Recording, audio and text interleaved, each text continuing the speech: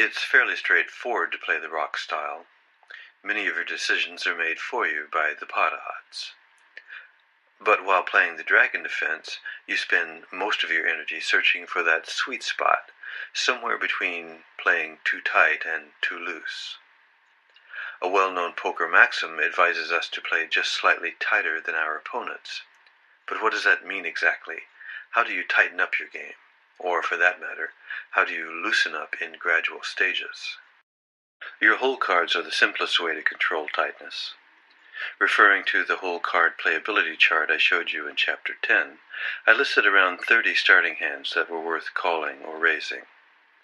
All the charts and graphs in this tutorial are included on the Graphs page of this support website. The hole cards that were deemed worthy of calling the big blind were those that scored 33% or better on the chart, and the ones that were worth raising the big blind were those that scored 50% or better.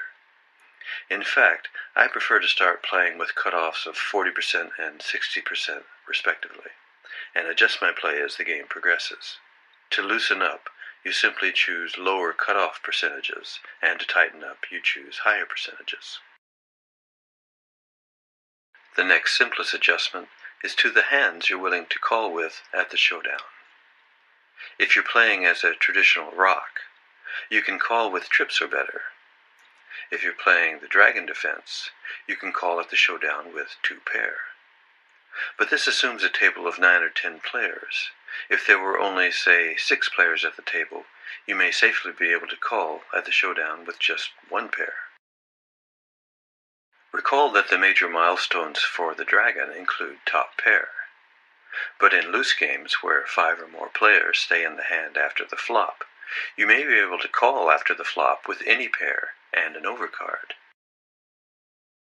Also recall that I said you play only enough lesser hands to advertise that you are not a rock. The number of times you decide to draw to 2 pair is an obvious element you can change to tighten or loosen your game. And the frequency with which you bluff is a related factor that can also be adjusted. In theory, the dragon will only play high-suited hole cards, but I'll admit to frequently playing ace-anything suited. Clearly, this can be loosened up further by playing king-anything suited, or even queen-anything suited. Just don't go crazy here. Jack-anything, for example, could score as low as about 20% on the hole card playability chart. Only in loose games will you receive the pot odds to support drawing to a gut shot straight draw. But from a pot odds perspective, your break-even point can double if only one of your hole cards is involved in making the straight. For example, if only your queen is involved in making a Broadway straight, then anyone holding a queen will make the straight too. Thus, you'll end up splitting the pot, so that your investment is not repaid when you win. I personally like playing a bit tighter than that, so I'll typically only draw to a gut shot straight when both my hole cards are involved in making the straight. This way, the number of times I'll be forced to split the pot is greatly reduced. The last adjustment technique I'll talk about relates to your position at the table. When you're seated on the button, you can play quite a bit looser than if you're seated in one of the blinds. This is because, being last to act, you have the option of executing various tactics that simply aren't available to earlier players, like many of the bluffs. Plus, you have an added advantage of having better knowledge of how much it will cost to play a hand. So I typically play loosest when I'm seated on the button, and play progressively tighter the earlier I must act. This means, for example, that I'll be more likely to play queen-anything suited on the button, but may only call the raise to the big blind with suited connectors when I'm in the blind. Hello, this is Tyson Wood.